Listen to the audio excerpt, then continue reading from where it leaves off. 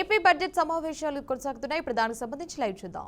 నెరవేర్చేందుకు ఉద్దేశించిన road map ఇది. వరుసగా మూడోసారి బడ్జెట్ సమర్పించడం నాకు దక్కిన అపూర్వమైన గౌరవం. ఈ అవకాశం ఇచ్చిన ముఖ్యమంత్రి చంద్రబాబు నాయుడు గారికి సర్వదా కృతజ్ఞుడిని.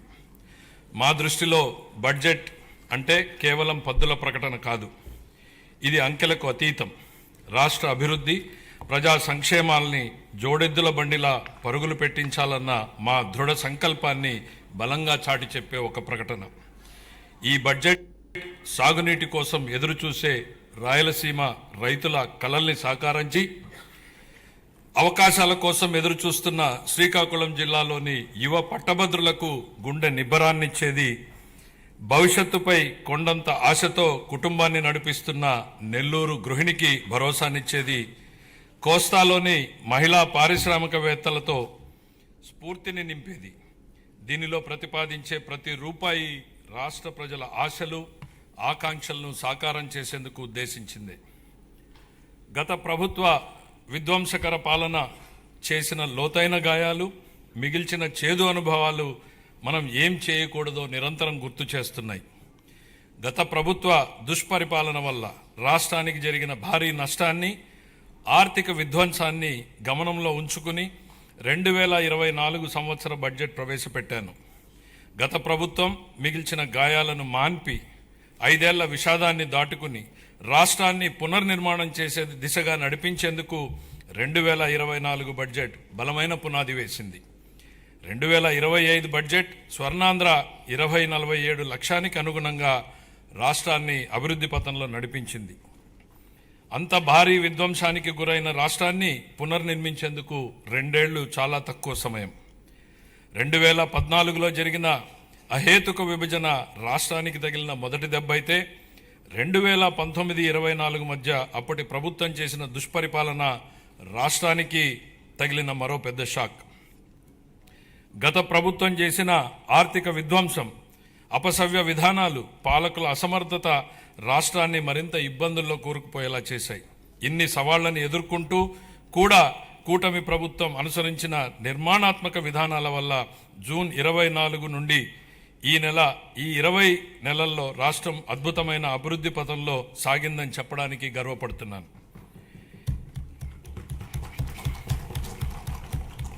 ఇప్పటి వరకు మనం ఏం సాధించాం, ఇప్పుడు ఎక్కడున్నాం, ఇంకా చేయాల్సిందేంటి అన్న అంశాల్ని కూలంకషంగా ముదింపు చేసుకుని ఈ బడ్జెట్ని రూపొందించాం.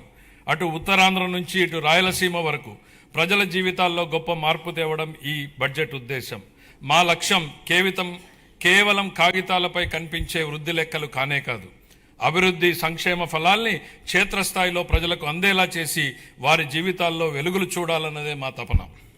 విధ్వంసం నుంచి వికాసం దాకా 24 జూన్ నుండి ఇప్పటిదాకా సాగిన అభివృద్ధి ప్రయాణం నిజంగా అద్భుతం. 24-25లో అధికారంలోకి వచ్చిన మొదటి సంవత్సరంలోనే ఆర్థిక వ్యవస్థను మళ్లీ గాడిలో పెట్టాం.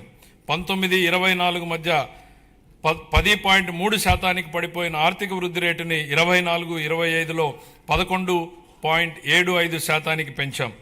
25-26లో ఎదురైన అనేక భౌగోళిక ఆర్థిక అనిశ్చితులను సృష్టించిన ప్రతికూల ప్రభావాల వల్ల ప్రపంచ ఆర్థిక వ్యవస్థ ఆటుపోట్లను ఎదుర్కొంది. కానీ భారత్ మాత్రం స్థిరంగా నిలబడింది. జమ్మూ కాశ్మీర్లో అమాయకులైన పర్యాటకుల్ని పొట్టన పెట్టుకున్న ఉగ్రవాద మూకలకు ఆపరేషన్ సింధూర్ పేరుతో భారత ప్రభుత్వం గట్టి జవాబునిచ్చింది. ఉగ్రవాదం, భౌగోళిక రాజకీయ అనిశ్చితులు, సుంకాల యుద్ధంతో తలెత్తిన ఉద్రిక్తతలకు భారత్ చలించదని ప్రధాని నరేంద్ర మోడీ నాయకత్వం ప్రపంచానికి బలమైన సందేశం ఇచ్చింది. భారతదేశానికి ఆయన నాయకత్వం భారత్ను శక్తివంతంగా తీర్చిదిద్దింది, ఆత్మవిశ్వాసంతో తలెత్తుకునేలా చేసింది. ఆయన ఈరోజు భారత ప్రపంచ వేదికపై సగర్వంగా తలెత్తుకునేలా చేశారు. కాబట్టే భారత్ కి బులంద్ పెహచాన్ హై మోడీ అని యావత్ జాతి మొత్తం మోడీ నాయకత్వాన్ని అండగా నిలబడింది. భారత్ ఎట్టి పరిస్థితుల్లోనూ ప్రజల ప్రయోజనాల విషయంలో రాజీ పడబోదని ప్రపంచానికి అర్థమైంది.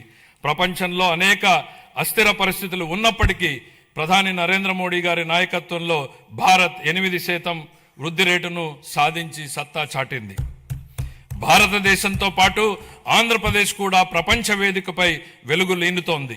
విశాఖపట్నంలో ఏఐ డేటా సెంటర్ ఏర్పాటు చేయాలన్న గ్లోబల్ ఐటీ దిగ్గజం గూగుల్ నిర్ణయం ఒక్కసారి ప్రపంచ దేశాలన్నీ ఆంధ్రప్రదేశ్ వైపు తలెత్తి చూసేలా చేశాయి.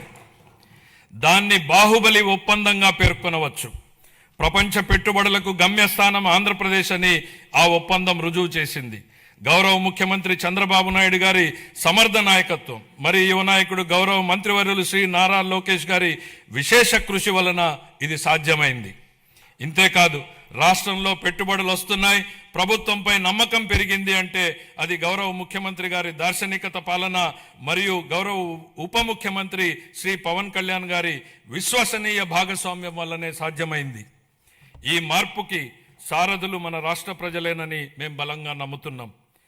2024 జూన్లో రాష్ట్ర ప్రజలు ఎన్డీఏకి కనీ విని ఎరుగని రీతిలో ఘన విజయం కట్టబెట్టినప్పుడే ఈ మార్పు మొదలైంది.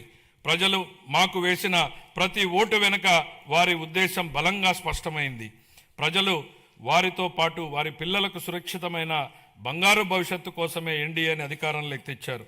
గత ప్రభుత్వం పారిశ్రామికవేత్తల్ని, పెట్టుబడిదారుల్ని రాష్ట్రం నుంచి తరిమేసింది. 2019-24 మధ్య అప్పటి పాలకుల నుంచి ఎదురైన చేదు అనుభవాలతో పెట్టుబడిదారులు రాష్ట్రానికి రావాలంటేనే భయపడిపోయారు. పెట్టుబడులు రాకపోవడం, ఉన్న పరిశ్రమలనే మూసివేయడంతో నిరుద్యోగం తాండవించింది. కూటమి అధికారంలోకి వచ్చాక ఈ 20 నెలల్లో పరిస్థితులు పూర్తిగా మారాయి. పెట్టుబడిదారులకు దేశంలో అత్యంత అనుకూలమైన పరిస్థితులు ఇప్పుడు మన రాష్ట్రంలో ఉన్నాయి. దేశ జనాభాలో కేవలం 4.2% వాటా మాత్రమే ఉన్నప్పటికీ ఆంధ్రప్రదేశ్ ఇప్పుడు పెట్టుబడుల్ని ఆకర్షించడంలో మిగతా రాష్ట్రాలని వెనక్కు నెట్టింది. పెట్టుబడిదారులకు అత్యంత స్నేహపాత్రమైన రాష్ట్రంగా నిలిచింది. బ్యాంక్ ఆఫ్ బరోడా నివేదిక ప్రకారం 2025-26 ఆర్థిక సంవత్సరంలో ప్రతిపాదిత పెట్టుబడుల్లో 25% ఆంధ్రప్రదేశ్కు రావడమే దీనికి నిదర్శనం. బ్రాండ్ చంద్రబాబు వల్లనే ఇది సాధ్యమైంది. ఇప్పటి వరకు మనం ఈజ్ ఆఫ్ డూయింగ్ బిజినెస్ గురించి మాట్లాడే వాళ్ళం, ఇప్పుడు గేరు మార్చాం.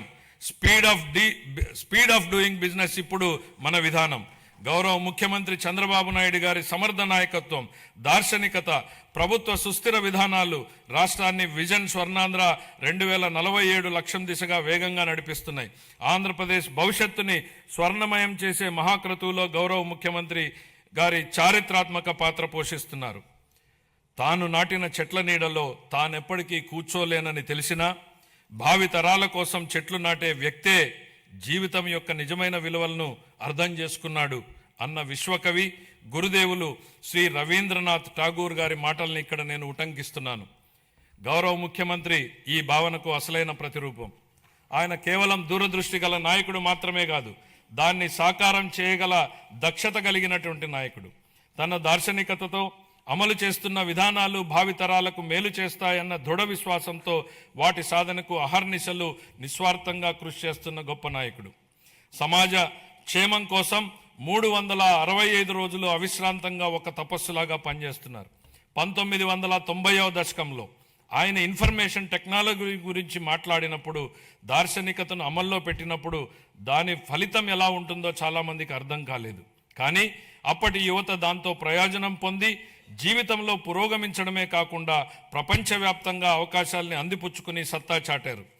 అప్పుడు ఆయన అమలు చేసిన సంస్కరణలు, తీసుకున్న విప్లవాత్మక నిర్ణయాలతో వెలిగించిన దీపం లక్షలాది జీవితాల్లో వెలుగు నింపింది. నేడు ఆయన విజయగాథను ఆయనే పునరావృతం చేస్తున్నారు. కానీ ఇప్పుడు మరింత గొప్ప దూరదృష్టితో, మరింత సమున్నత లక్ష్యంతో కొత్త చరిత్రను లెక్కించబోతున్నారు. భవిష్యత్తును అంచనా వేసేందుకు ఉత్తమ మార్గం దాన్ని సృష్టించడమే అన్న సూక్తిని బలంగా నమ్మే వ్యక్తి ముఖ్యమంత్రి గారు. Deep tech, AI, quantum computing వంటి ఆధునిక టెక్నాలజీలు ప్రతి కుటుంబం నుంచి ఒక ఎంటర్ప్రెన్యూర్ వంటి విధానాలు కేంద్రంగా ఆయన ఇప్పుడు రాష్ట్రాన్ని సరికొత్త శకంలోకి నడిపిస్తున్నారు. ఆయన మార్గదర్శకత్వంలో ఏపీ వెల్త్ ఫండ్ను ప్రారంభించబోతున్నాం. రాబోయే రోజుల్లో అది నార్వే, యుఏఈ సావరిన్ వెల్త్ ఫండ్స్లా విస్తృతమై మొత్తం రాష్ట్రాన్నే నడిపించడానికి సరిపోవచ్చు. నాతో సహా ఈనాటి సమాజానికి ఈ టెక్నాలజీల ప్రాముఖ్యత అర్థం కాకపోవచ్చు. కానీ ఆయన ఐటీ రంగంలో చూపిన చొరవ వల్ల 1990లో నాటి యువతరం లబ్ధి పొందినట్టే ఈనాటి యువత కూడా ఏఐ, డీప్ టెక్, క్వాంటమ్ టెక్నాలజీతో భవిష్యత్తు ఖచ్చితంగా లబ్ధి పొందుతుంది. ఆర్థిక వనరుల పరంగా మనం ఇప్పటికీ సంక్షోభం నుంచి పూర్తిగా బయటపడలేదు. పరిస్థితులు అంత సానుకూలంగా లేవు. గత ప్రభుత్వం మిగిల్చిన ఆర్థిక అస్తవ్యస్త పరిస్థితుల్ని అధిగమించే క్రమంలో ఇప్పటికీ అనేక సవాళ్లను ఎదుర్కొంటున్నాం. కానీ రాష్ట్ర అభివృద్ధి, సంక్షేమానికి సంబంధించి మా లక్ష్యాల్లో మార్పు లేదు. మా సంకల్పం చెక్కు చెదరలేదు. మా ప్రయాణాన్ని స్థిరంగా కొనసాగించేందుకు ప్రధాని నరేంద్ర మోడీ నుంచి అమూల్యమైన మద్దతు, సహకారం లభిస్తున్నాయి. ఆయనకు కృతజ్ఞతలు తెలియజేస్తున్నాం. కేంద్ర ఆర్థిక మంత్రి శ్రీమతి నిర్మలా సీతారామన్ గారు అందిస్తున్న గొప్ప సహకారం గురించి ప్రత్యేకంగా ప్రస్తావించాలి. కష్టకాలంలో ఆమె రాష్ట్రానికి వెన్నుదన్నుగా నిలబడ్డారు. పోలవరం ప్రాజెక్టును మళ్లీ గాడిలో పెట్టడం, రాజధాని అమరావతి నిర్మాణాన్ని పునఃప్రారంభించడంలో పూర్తి సహకారం అందించారు. రాయలసీమ గ్లోబల్ హార్టికల్చర్ ప్రాజెక్టును ముందుకు తీసుకెళ్లేందుకు అవసరమైన తోడ్పాటును అందించారు. గత ప్రభుత్వం ఎడాపెడా చేసిన అప్పుల భారాన్ని తగ్గించేందుకు రుణాల పునర్వ్యవస్థీకరణకు అమూల్యమైన సహకారం అందించారు. ఆమెకు హృదయపూర్వక కృతజ్ఞతలు తెలియజేసుకుంటున్నాను. 2026-27 సంవత్సరానికి సంబంధించి ఫిబ్రవరి 1న ప్రవేశపెట్టిన కేంద్ర బడ్జెట్ రాష్ట్రానికి ఆశాకిరణంలాగా కనపడుతోంది. దానిలో రాష్ట్ర అభివృద్ధికి అనేక అవకాశాలు కనిపిస్తున్నాయి. తూర్పు కోస్తా పారిశ్రామిక కారిడార్, పర్యాటక కేంద్రాల అభివృద్ధి, ఎలక్ట్రిక్ బస్సుల కొనుగోలు, పూర్వోదయ పథకం ఉపయోగపడుతుంది. రాయలసీమ గ్లోబల్ హార్టికల్చర్ హబ్ కూడా వేగంగా రూపుదిద్దుకుంటోంది. కేంద్ర బడ్జెట్లో కొత్తగా ప్రకటించిన రేర్ ఎర్త్ కారిడార్లు, డేటా సెంటర్లు, ప్రాంతీయ medical hub, national institute of pharmaceutical education and research, seaplane manufacturing, container manufacturing, ప్రతి జిల్లాలో బాలికల హాస్టళ్ల వంటి అంశాల నుంచి రాష్ట్రానికి గరిష్ట ప్రయోజనాలు పొందేందుకు అవకాశం ఉంది. ప్రపంచవ్యాప్తంగా ఇప్పుడు ప్రభుత్వ రంగ ప్రాజెక్టుల్ని పీపీపీ ఛాలెంజ్ విధానాల్లో చేపట్టే ట్రెండ్ నడుస్తోంది. అది ప్రభుత్వ రంగ సంస్థల నైపుణ్యాలను, సామర్థ్యాలను పెంచేందుకు దోహదం చేస్తుంది. పీపీపీ విధానంలో ప్రైవేటు రంగానికి ఉన్న అనుభవంతో ప్రభుత్వ ప్రాజెక్టుల్ని మరింత మెరుగ్గా అమలు చేయగలం. ప్రాజెక్టు వ్యయాన్ని నిర్ణయించడంలో పారదర్శకతకు, పోటీతత్వాన్ని పెంచేందుకు ఛాలెంజ్ విధానం దోహదం చేస్తుంది. కేంద్ర ప్రభుత్వం బడ్జెట్లో చాలా ప్రాజెక్టుల్ని ఛాలెంజ్ విధానంలో ప్రకటించడంతో ఆంధ్రప్రదేశ్కు కొత్త అవకాశాలకు ద్వారాలు తెరిచినట్టయింది. ఛాలెంజ్ మోడల్లో ప్రాజెక్టులు చేపట్టేందుకు రాష్ట్రం పూర్తి సంసిద్ధంగా ఉంది. ఇతర రాష్ట్రాలతో పోటీపడి chemical park, mega textile park, city economic reasons, university township వంటి ప్రాజెక్టుల్ని సాధించుకోగలమన్న విశ్వాసం మాకుంది. సిటీ ఎకనామిక్ రీజన్స్ ప్రాజెక్టులో పోటీ పడేందుకు విశాఖపట్నం ఎకనామిక్ రీజన్ ప్లాన్ను ఇప్పటికే సిద్ధం చేశాం. విజన్ స్వర్ణాంధ్ర 2047 అమలుకి, ప్రాంతీయ ఆకాంక్షల్ని నెరవేర్చేందుకు, సమ్మిళిత అభివృద్ధి సాధించేందుకు మా ప్రభుత్వ ప్రాంతీయ అభివృద్ధి విధానాన్ని అవలంబిస్తోంది. విశాఖపట్నం, అమరావతి, తిరుపతి రీజన్లను రాష్ట్రానికి కీలకమైన గ్రోత్ ఇంజన్లుగా గుర్తించింది. నీతి ఆయోగ్తో కలిసి Visakhapatnam economic region economic master ప్లాన్ని తయారు చేశాం. శ్రీకాకుళం, పార్వతీపురం మన్యం, విజయనగరం, విశాఖపట్నం, అల్లూరి సీతారామరాజు, అనకాపల్లి, పోలవరం, కాకినాడ, తూర్పుగోదావరి, డాక్టర్ బిఆర్ అంబేద్కర్ కోనసీమ జిల్లాలు దీని పరిధిలోకి వస్తాయి. దీనిలో మొత్తం 7 గ్రోత్ డ్రైవర్లు ఉన్నాయి. మ్యానుఫ్యాక్చరింగ్, సర్వీసెస్, మౌలిక వసతులు, పట్టణీకరణ, వ్యవసాయ రంగాల్లో 41 హై ఇంపాక్ట్ ప్రాజెక్టులు ఏర్పాటైతాయి. వాటికి అవసరమైన నిధుల్ని కేంద్ర ప్రభుత్వం, ప్రైవేటు రంగాల నుంచి సమకూర్చుకుంటాం. మెట్రో రైలు ప్రాజెక్టులతో సహా ఈ విశాఖ ఎకనామిక్ రీజన్కి సంబంధించి సుమారు 28,000 కోట్ల రూపాయలతో ప్రాజెక్టులు ప్రతిపాదనలు సమర్పిస్తున్నాం. విశాఖ ఎకనామిక్ రీజన్ తరహాలోనే ఎన్టీఆర్, కృష్ణా, ఏలూరు, గుంటూరు, పశ్చిమ గోదావరి, ప్రకాశం, పల్నాడు, బాపట్ల, మార్కాపురం జిల్లాలతో అమరావతి ఎకనామిక్ రీజన్ని అభివృద్ధి చేస్తాం.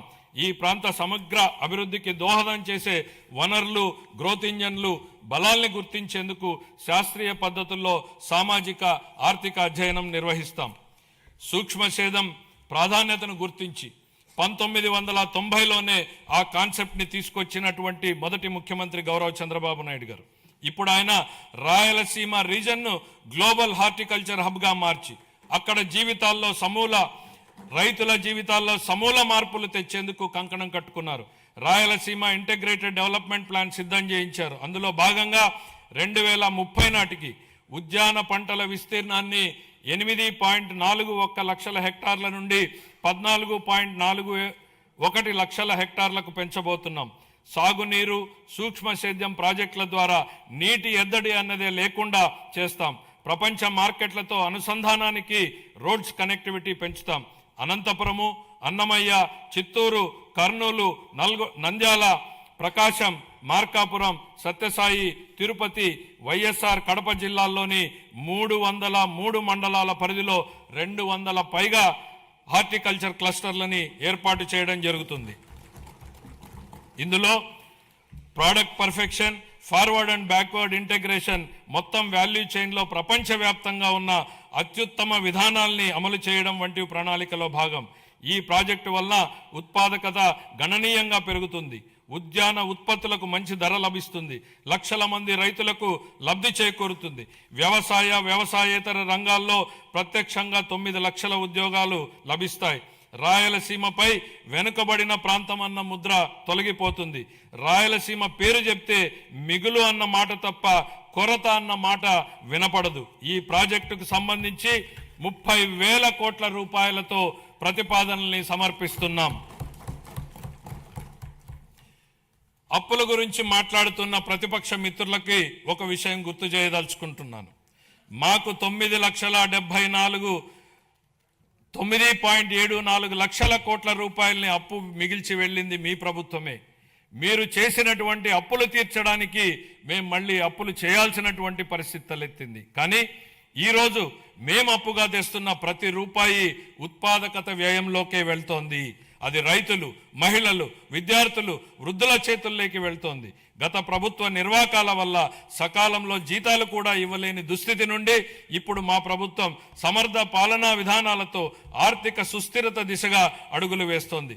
ఖర్చులు తగ్గించుకొని, వనరులు పెంచుకొని ఆర్థిక స్థిరత్వం దిశగా ప్రయాణం చేస్తోంది. సంక్షోభంలో ఉన్న రాష్ట్రాన్ని ఆకాంక్షల సాకారం దిశగా నడిపిస్తున్నాం. మా అభివృద్ధి వ్యూహంలో అత్యంత కీలకమైనటువంటిది సాగునీటి రంగానికి బడ్జెట్ అధిక ప్రాధాన్యతనిస్తోంది. మనం నిల్వ చేసే ప్రతి నీటి బొట్టు, పునరుద్ధరించే ప్రతి కాలువ, సాగునీరు అందించే ప్రతి ఎకరం ప్రజల జీవితాల్ని మారుస్తాయని బలంగా విశ్వసించే ప్రభుత్వం మాది. వాతావరణ మార్పులు, వర్షపాతంలో అనూహ్యమైనటువంటి హెచ్చుతగ్గులు వంటివి ఋతుపవనాలపై పూర్తిగా భరోసా ఉండలేని పరిస్థితులు కల్పిస్తున్నాయి. అందుకే నీటి నిల్వ, సమర్థ పంపిణీపై ఎక్కువ దృష్టి పెట్టాం. కేవలం ప్రాజెక్టులు కడితే సరిపోదు. భవిష్యత్ తరాలకు దీర్ఘకాలిక నీటి భద్రతను కల్పించేలా మన విధానాలు ఉండాలన్నది మా లక్ష్యం. గత ప్రభుత్వం ప్రజల నిజమైన అవసరాల్ని అర్థం చేసుకోలేదు. బిల్లులు చెల్లించకపోవడం, అధ్వాన్న నిర్వహణ వలన సాగునీటి ప్రాజెక్టులు ఎక్కడివి అక్కడ నిలిచిపోయాయి.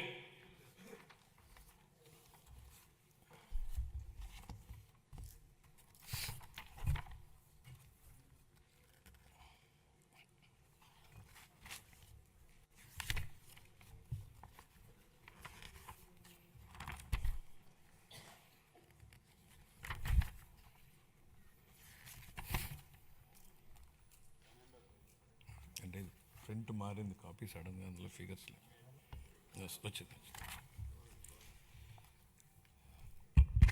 సంకల్పం ఉన్న చోట సాధనకు మార్గం ఉంటుంది. 2 తెలుగు రాష్ట్రాల సాగునీటి వ్యవస్థలపై సమగ్ర అవగాహన కలిగిన గౌరవ ముఖ్యమంత్రి గారు మన రాష్ట్రానికి లభించడం మన అదృష్టం. పట్టిసీమ వంటి పథకాలను ఆయన సక్రమంగా ప్రణాళిక చేసి అమలు చేయడం ద్వారా రాష్ట్రంలోని పలు ప్రాంతాలకు జలభద్రతను కల్పించారు. అదేవిధంగా హెచ్ఎన్ఎస్ఎస్ ప్రాజెక్టును కేవలం 100 రోజుల్లో ప్రారంభించి వేగంగా పూర్తి చేసి రైతులకు నీరందించేలా చేయడంలో ఆయన సంకల్ప బలం కీలక పాత్రను పోషించింది. హంద్రీనీవా ద్వారా తొలిసారిగా 45 టీఎంసీల కృష్ణా జలాలను విజయవంతంగా ఎత్తిపోతల చేసి రాయలసీమలో నీటి లభ్యతను గణనీయంగా మెరుగుపరిచాం. పోలవరం ప్రాజెక్టు విషయంలో పెండింగ్ ఉన్న 5,000 కోట్ల రూపాయల బిల్లుల్ని చెల్లించి పనులను వేగవంతం చేశాం. డయాఫ్రామ్ గోడ నిర్మాణం ఇప్పటికే 91% పూర్తయింది. మొత్తం ప్రాజెక్టు పురోగతి 60% దాటింది. వెలుగొండ ప్రాజెక్టు, బీఆర్ఆర్ వంశధార దశ 2, అలాగే వంశధార నాగావళి మరియు నాగావళి చంపావతి నదుల అనుసంధాన పనుల్లో సమాంతరంగా గణనీయమైనటువంటి పురోగతి సాధించబడింది. అదే సమయంలో రాష్ట్ర వ్యాప్తంగా విస్తృత స్థాయిలో చేపట్టిన ఆపరేషన్ అండ్ మెయింటెనెన్స్ SDMF మరియు FDR పనులు సాగునీటి వ్యవస్థలను స్థిరీకరిస్తున్నాయి. 5 ఏళ్ల విరామం అనంతరం మొత్తం 6047 నీటి వినియోగదారుల సంఘాలను ప్రజాస్వామ్య పద్ధతిలో పునరుద్ధరించడం ద్వారా సాగునీటి నిర్వహణలో రైతుల భాగస్వామ్యానికి మళ్లీ బలోపేతం చేశాం. ఇక ముందు BRR వంశధార 2, హంద్రీనీవా, పూల సుబ్బయ్య, వెలుగొండ మరియు పోలవరం ప్రాజెక్టులను పూర్తి చేయడానికి మా ప్రభుత్వం కట్టుబడి ఉంది. రాయలసీమను శాశ్వతంగా కరువు రహిత ప్రాంతంగా మార్చడానికి పోలవరం నల్లమల సాగర్ అనుసంధానంపై మేము చురుగ్గా దృష్టి సారించాం. రాయలసీమను గ్లోబల్ హార్టికల్చర్ హబ్గా తీర్చిదిద్దే ప్రణాళికలో సాగునీటి సరఫరా కూడా ఒక కీలకమైనటువంటి భాగం. 2026-27 ఆర్థిక సంవత్సరానికి గాను జలవనరుల శాఖకు 18,224 కోట్ల రూపాయల కేటాయింపును ప్రతిపాదిస్తున్నాను. వ్యవసాయం, పశు సంవర్ధక, ఉద్యానవనం, మత్స్య సహకార రంగాలు. వ్యవసాయం గాడి తప్పితే మిగతా ఏ రంగానికి సక్రమంగా నడిచే అవకాశం ఉండదు అన్న MS స్వామినాథన్ గారి సూక్తిని గుర్తు చేస్తున్నాను అధ్యక్ష. అన్నదాత రైతులే సమాజానికి మూల స్తంభాలు. వారు పండించే ఆహారమే ప్రతి కుటుంబానికి మూలాధారం. అందువల్ల రైతుల సంక్షేమమే మా ప్రభుత్వానికి అత్యున్నత ప్రాధాన్యం. అన్నదాత సుఖీభవ PM కిసాన్ పథకం కింద 2025-26 ఆర్థిక సంవత్సరంలో 46.86 లక్షల రైతు కుటుంబాలకు 20,000 రూపాయలు చొప్పున పెంచిన ఆర్థిక సహాయాన్ని అందిస్తూ మొత్తం 6,600 కోట్లను విడుదల చేశాం. కొత్తగా అమలు చేసిన GST 2.0 సంస్కరణల ద్వారా వ్యవసాయం మరియు అనుబంధ రంగాలకు సంబంధించిన ఉత్పత్తులు, వ్యవసాయ పరికరాలు, ట్రాక్టర్లపై పన్నుల భారం గణనీయంగా తగ్గించబడింది. దీనివల్ల రైతులకు ప్రత్యక్షంగా లాభం చేకూరుతుంది. పశు సంపదకు పొంచి ఉన్న ఆరోగ్యపరమైనటువంటి ప్రమాదాలను తగ్గించే దిశగా పశు బీమా పథకం అమలుకు మేము నిరంతరం ప్రాధాన్యత ఇస్తున్నాం. పశు సేవలను మరింత బలోపేతం చేయడానికి కొత్త పశు వైద్య భవనాల నిర్మాణానికి 20 కోట్లను కేటాయిస్తూ మౌలిక వసతులను విస్తరిస్తున్నాం. అలాగే బడ్జెట్లో ప్రత్యేకంగా ప్రస్తావించకపోయినా మా సంకల్పం ఎంత స్పష్టమో చెప్పడానికి నిదర్శనం మత్స్యకార సేవల పథకం అమలు. ఈ పథకం ద్వారా ఆర్థిక సహాయాన్ని 10,000 నుండి 20,000కు పెంచాం. దీని ద్వారా 1,20,000 మంది మత్స్యకార కుటుంబాలు లాభపడుతున్నాయి. ధరల స్థిరీకరణ నిధి. గత ప్రభుత్వం ధరల స్థిరీకరణ నిధికి భారీ కేటాయింపులు చేసినప్పటికీ వాటిని సమర్థవంతంగా వినియోగించలేదు. 2019-24 మధ్య కాలంలో ధరల స్థిరీకరణ నిధికి 7,500 కోట్లను బడ్జెట్లో కేటాయించినప్పటికీ 5 ఏళ్ల కాలంలో కేవలం 8,880 కోట్లను మాత్రమే 880 కోట్లను మాత్రమే 5 ఏళ్లలో ఖర్చు చేశారు. అవసరమైన సందర్భాలలో ప్రభుత్వం ఎంత వేగంగా స్పందించాలనే దానికి మా ప్రభుత్వం ఉదాహరణగా నిలిచింది. ధరల స్థిరీకరణ నిధికి 300 కోట్లను మాత్రమే కేటాయించినప్పటికీ ఒక్క సంవత్సరంలోనే 1,200 కోట్లకు పైగా ఖర్చు చేసి రైతులకు ఉపశమనం కల్పించాం. తోతాపురి మామిడి రైతులు, ఉల్లి రైతులు, కోకో గింజల సాగుదారులు, పొగాకు రైతులకు తదితరులకు మద్దతు అందించాం. ఈ 26-27 ఆర్థిక సంవత్సరానికి గాను ధరల స్థిరీకరణ నిధికి 500 కోట్ల రూపాయలను కేటాయింపును ప్రతిపాదిస్తున్నాను. సహకార రంగం. పదవి బాధ్యతలు స్వీకరించినప్పటి నుంచి సహకార రంగాన్ని పునరుద్ధరించేందుకు మా ప్రభుత్వం కట్టుబడి పనిచేస్తోంది. యాప్కాప్, DCCBలు ప్యాక్స్తో కూడిన 3 అంచెల సహకార వ్యవస్థను బలోపేతం చేయడం ద్వారా గ్రామీణ ఆర్థిక వ్యవస్థకు మరింత బలం చేకూర్చాం. 25-26 ఆర్థిక సంవత్సరంలో 53.2 లక్షల సభ్యులకు సేవలందిస్తూ 7,600 కోట్లకు పైగా వ్యవసాయ రుణాలను మంజూరు చేశాయి. ముఖ్యమైన సాధనంగా 2021 ప్యాక్స్లను డిజిటైజ్ చేయగా అందులో 2017 సంఘాలు ఈ ప్యాక్స్గా కార్యకలాపాలను నిర్వహిస్తున్నాయి. దీనివల్ల సేవలు అందించడంలో ఆలస్యం గణనీయంగా తగ్గి పారదర్శకత పెరిగింది.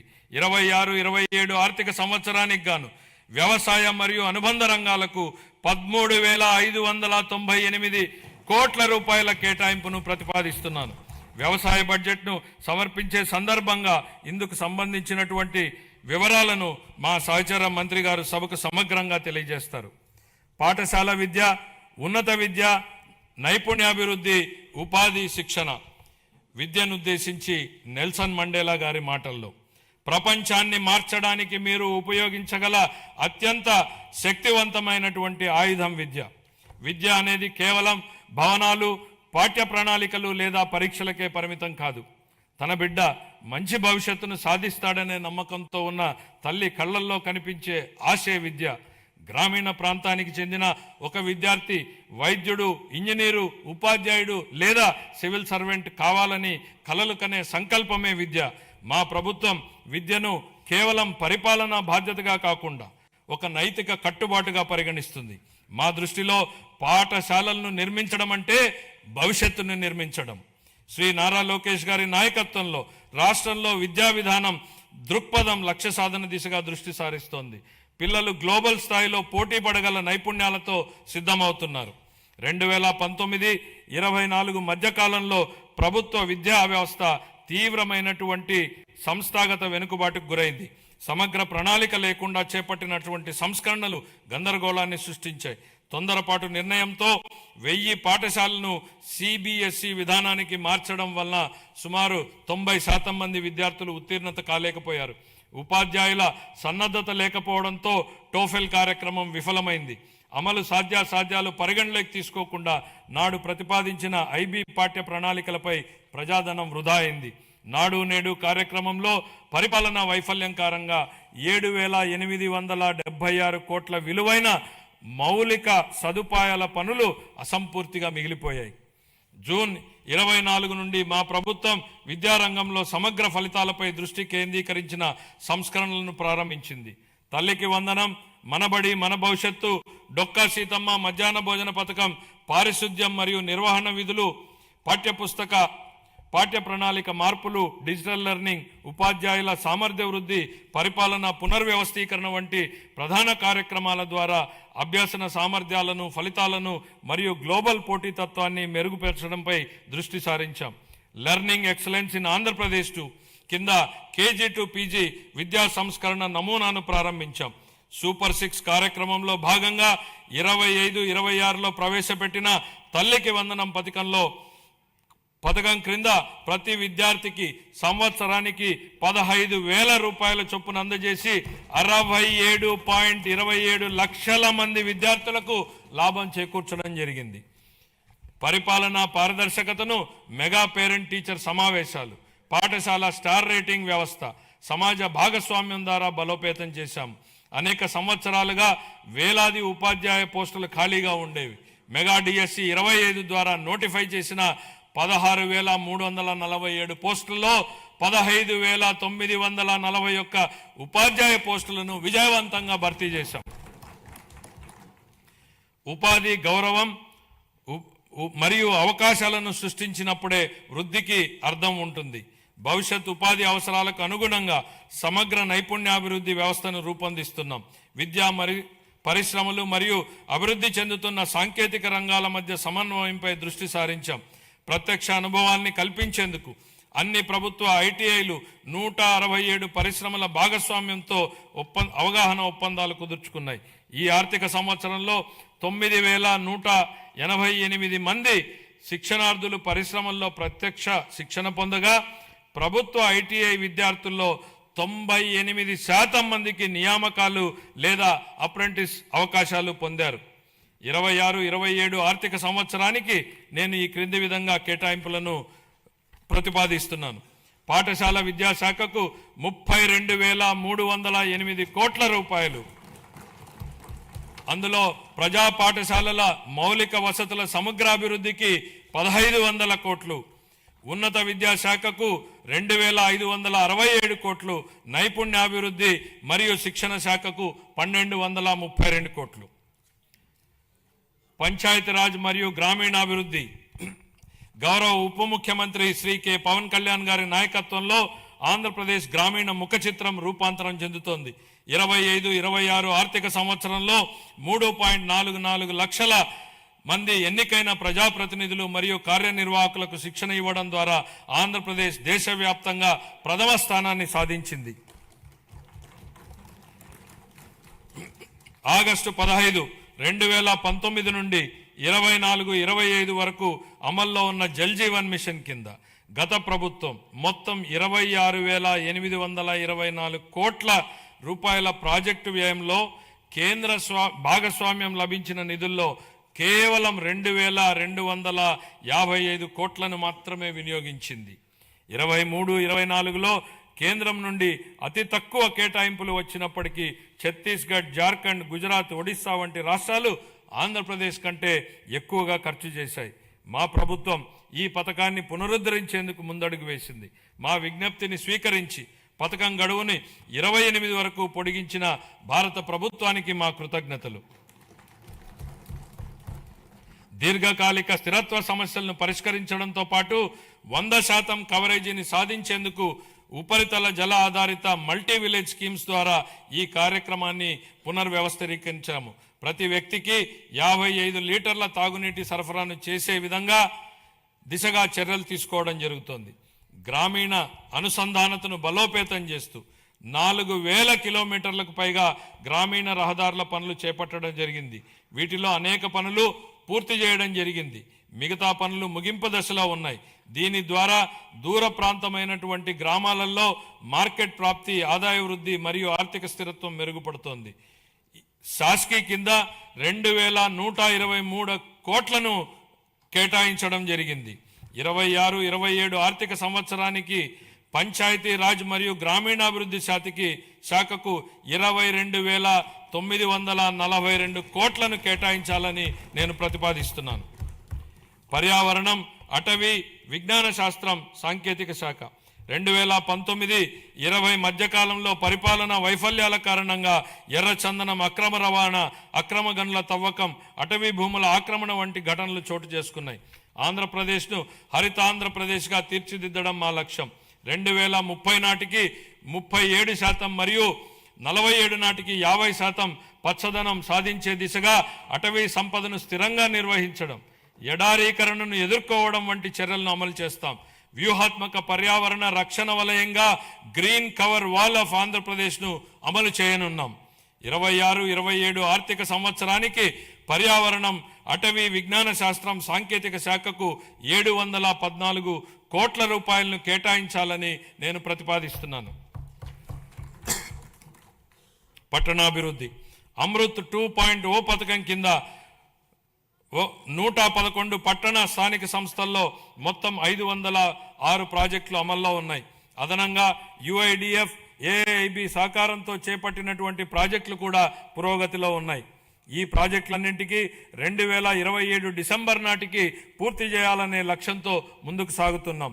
ఆ సందర్భంలో 2 సంవత్సరాల వ్యవధిలో UIDF కింద ఆంధ్రప్రదేశ్కు అదనంగా 4,000 కోట్లను మంజూరు చేయడంలో సహకరించిన గౌరవ కేంద్ర ఆర్థిక మంత్రి గారికి మా కృతజ్ఞతలు. 1982లోనే స్వర్గీయ NT రామారావు గారు ఆహార భద్రతా ప్రాధాన్యతను గుర్తించారు. అదే స్ఫూర్తితో మా ప్రభుత్వం 204 అన్నా క్యాంటీన్లను నిర్వహిస్తోంది. 2000 మార్చి నాటికి వాటి సంఖ్యను 275కు పెంచి అతి పేద ప్రజలకు కూడా తగిన ఆహారం అందుబాటులో ఉండేలా చేసి ఆకలిని నివారించడమే మా లక్ష్యం. విశాఖపట్నం మరియు విజయవాడ వంటి ప్రధాన నగరాల్లో ఆధునిక మెట్రో రైలు వ్యవస్థలో ప్రయాణించే కళ త్వరలో సాకారం కానుంది. ప్రధానమంత్రి ఆవాస్ యోజన, NTR నగర్స్ కింద ఆర్థికంగా బలహీన వర్గాలకు చెందిన కుటుంబాలకు 25 లక్షల గృహ పట్టాలు, ఇళ్లను అందించి సొంత ఇంటి కలను నెరవేర్చడమే మా ప్రభుత్వ లక్ష్యం. అమరావతి ప్రజల రాజధాని. మా ప్రజల రాజధాని అమరావతి అభివృద్ధికి మద్దతు అందించిన గౌరవ ప్రధానమంత్రి శ్రీ నరేంద్ర మోడీ గారికి హృదయపూర్వక కృతజ్ఞతలు. ఆంధ్రప్రదేశ్ శాశ్వత రాజధానిగా అమరావతికి చట్టబద్ధత హోదా కల్పించే ప్రక్రియ ప్రారంభించినందుకు ఆయనకు ప్రత్యేక ధన్యవాదాలు. వివిధ ఆర్థిక సంస్థల ద్వారా స్వయం సమృద్ధి నమూనాలో నిధులను సమీకరించి పనులను వేగవంతంగా ముందుకు తీసుకెళ్తున్నాం. 57,868 కోట్ల విలువైన 97 పనులకు పరిపాలనా అనుమతులు జారీ చేశాం. ఇది మా ప్రభుత్వం ప్రజల రాజధాని అమరావతిని నిర్మించాలనే నిబద్ధతకు స్పష్టమైన నిదర్శనం. 2026-27 ఆర్థిక సంవత్సరానికి మున్సిపల్ పరిపాలన మరియు పట్టణాభివృద్ధి శాఖకు 14,539 కోట్లను కేటాయించాలని నేను ప్రతిపాదిస్తున్నాను. న్యాయశాఖ, హోం, మద్య నిషేధం, ఎక్సైజ్ మరియు అగ్నిమాపక శాఖలు. మంచివారు భయపడనప్పుడు చెడు శక్తులు బలహీనమవుతాయన్నటువంటి రొనాల్డ్ రీగన్ సూక్తిని గుర్తు చేస్తూ తీవ్ర వాతావరణ పరిస్థితుల్లోనూ, పండగల సమయంలోనూ, అత్యవసరాలు, విపత్తులు, ప్రజా కార్యక్రమాలలోనూ సమయంలోనూ వ్యక్తిగత అవసరాలను పక్కన పెట్టి రాత్రింబగళ్ళు కర్తవ్యాన్ని నిర్వహించేదే మన పోలీసు దళమే. కాకి యూనిఫామ్ గౌరవం మరియు హుందాతనాన్ని భుజాన మోస్తూ ఏదైనా ఆపదొస్తే మొట్టమొదటిగా స్పందించేది వారే. వారి సేవాభావం, త్యాగస్ఫూర్తిని మా ప్రభుత్వం అత్యంత గౌరవంగా భావిస్తుంది. గత పాలనలో దెబ్బతిన్న పోలీసు వ్యవస్థ గౌరవాన్ని పునరుద్ధరించేందుకు మా ప్రభుత్వం కట్టుబడి ఉంది. గౌరవ ముఖ్యమంత్రి గారి హామీ మేరకు శాంతి భద్రతల యంత్రాంగాన్ని సమూలంగా మార్చడానికి ఈ క్రింది ఆధునీకరణ మరియు సంక్షేమ చర్యలు తీసుకుంటున్నాం. పోలీసు శాఖకు 3,000 కొత్త వాహనాలను త్వరలో అందించనున్నాం. డిజిటల్ అరెస్టులు, ఆన్లైన్ మోసాల వంటి ఆధునిక నేరాలను ఎదుర్కొనేందుకు ప్రతి జిల్లాలో ప్రత్యేక సైబర్ పోలీస్ స్టేషన్ను ఏర్పాటు చేస్తున్నాం. స్మార్ట్ పోలీసింగ్ ల్యాబ్ల స్థాపన, కృత్రిమ మేధస్సు ఆధారిత ప్రాజెక్టులు, ఆధునిక కమ్యూనికేషన్ భద్రతా పరికరాలు, సీసీటీవీ మరియు డ్రోన్ వినియోగంలో సాంకేతికంగా దృఢమైన పోలీసు వ్యవస్థని నిర్మిస్తున్నాం.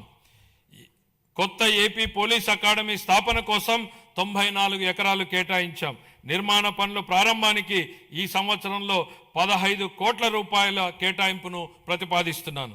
శ్రీకాకుళం, రాజమండ్రి, ప్రకాశం, చిత్తూరు జిల్లాల్లో 4 కొత్త ఇండియా రిజర్వ్ ఏపీఎస్పీ బెటాలియన్లను ప్రారంభించి 3,920 పోస్టులను మంజూరు చేశాం. పౌర పోలీసు నిష్పత్తిని మెరుగుపరిచేందుకు 5,757 స్టైఫండరీ కేడెట్ ట్రైనీ కానిస్టేబుళ్లను నియమించాం. శిక్షణ సమయంలో వారికి ఆర్థిక మద్దతుగా నెలవారీ బత్యాన్ని 4,500 నుండి 12,000 వరకు 3 రెట్లు పెంచినట్లు గౌరవ ముఖ్యమంత్రి గారు ప్రకటించారు. అమలు చేయడం జరుగుతోంది. పోలీసు సిబ్బందికి బకాయి ఉన్న టీఏడీఏలు, సెలవు సంబంధిత బకాయిలు, వైద్య రీయింబర్స్మెంట్లు తదితర చెల్లింపుల కోసం దాదాపు 500 కోట్లను విడుదల చేశాం. పోలీస్ కానిస్టేబుల్ నుంచి డీజీపీ వరకు 20 లక్షల నుండి 45 లక్షల వరకు ఉచిత బీమా కవరేజీ కల్పించే గ్రూప్ పర్సనల్ యాక్సిడెంట్ ఇన్సూరెన్స్ పథకాన్ని పునరుద్ధరించాం. గత 5 ఏళ్లలో విస్తరించిన గంజాయి సమస్యను ప్రత్యేక విభాగం ఈగల్ ద్వారా మరియు డ్రోన్ల వినియోగంతో కట్టడి చేస్తున్నాం. మహిళల భద్రత కోసం శక్తి యాప్ను ప్రారంభించాం. దీని ద్వారా 7 నిమిషాల్లో స్పందన లభిస్తుంది మరియు వేధింపులకు పాల్పడే వారిపై కఠిన చర్యలు తీసుకుంటాం. జిల్లా న్యాయ వ్యవస్థ కోసం కోర్టు భవనాలు మరియు నివాస గృహాల నిర్మాణాన్ని విస్తృతంగా చేపట్టాం. న్యాయ వ్యవస్థకు 349 కోట్ల విలువైన పనులను మంజూరు చేశాం. 26-27 తొలి దశలో 100 కొత్త కోట్లను ఆమోదించాం. పునర్వ్యవస్థీకరించిన ఎక్సైజ్ విధానంతో మద్యం రంగంలో లీకేజీలను పూర్తిగా నివారించాం. అవినీతి లేకుండా ఆదాయం రాష్ట్ర ఖజానాకు సక్రమంగా చేరుతోంది. అగ్నిమాపక సేవల ఆధునీకరణలో భాగంగా 17 కొత్త అగ్నిమాపక కేంద్రాలను స్థాపిస్తున్నాం. స్పందన సమయాన్ని తగ్గించేందుకు అత్యాధునిక శోధన మరియు రక్షణ పరికరాలతో కూడిన అగ్నిమాపక వాహనాలను కొనుగోలు చేస్తాం. రాష్ట్ర శిక్షణ కేంద్రాన్ని మౌలిక సదుపాయాల అభివృద్ధి ద్వారా బలోపేతం చేస్తాం. 26-27 ఆర్థిక సంవత్సరానికి హోంశాఖకు 9,165 కోట్లను కేటాయించాలని నేను ప్రతిపాదిస్తున్నాను. అదేవిధంగా మద్య నిషేధం మరియు ఎక్సైజ్ శాఖకు 500 కోట్లను కేటాయించాలని ప్రతిపాదిస్తున్నాను. మరియు మా ప్రభుత్వం తీసుకున్న ముఖ్యమైన చర్యలను ఈ సందర్భంగా ప్రస్తావించదలిచాను. ఆర్థిక శాఖ తీసుకున్న చర్యలు: రాష్ట్ర ఆర్థిక వ్యవస్థను జాగ్రత్తగా నిర్వహిస్తూ ఆర్థిక క్రమశిక్షణను పాటిస్తున్నామని ఈ క్రింది చర్యలు స్పష్టంగా చూపిస్తున్నాయి. గత ప్రభుత్వం అత్యధికంగా 12.3% వరకు ఉన్న వడ్డీ రేట్లపై అప్పులు తీసుకుంది. రాష్ట్ర ఆర్థిక భారాన్ని తగ్గించేందుకు అధిక వడ్డీ రుణాలను 9% లేదా అంతకంటే తక్కువ తీసుకురావడానికి వడ్డీ రేట్ల తగ్గింపు, డెట్ స్వాపింగ్